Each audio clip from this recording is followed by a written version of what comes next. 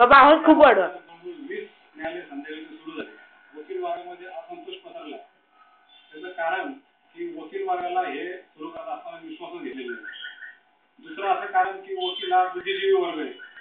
सकाळी आणि संध्याकाळी वकिलांना ऑफिस चालवायला लागतोय. दुसऱ्या दिवशी चाललाय केसचा अभ्यास ऑफिसमध्ये आम्हाला करावा लागतो.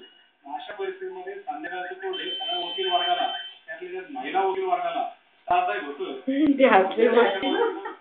महाराष्ट्रामध्ये लेखी स्वरूपात निषेध नोंदवला सर्व वकिलांनी. म्हणून मग या लाल फिती लावून त्या संध्याकाळच्या कोर्टाचा निषेध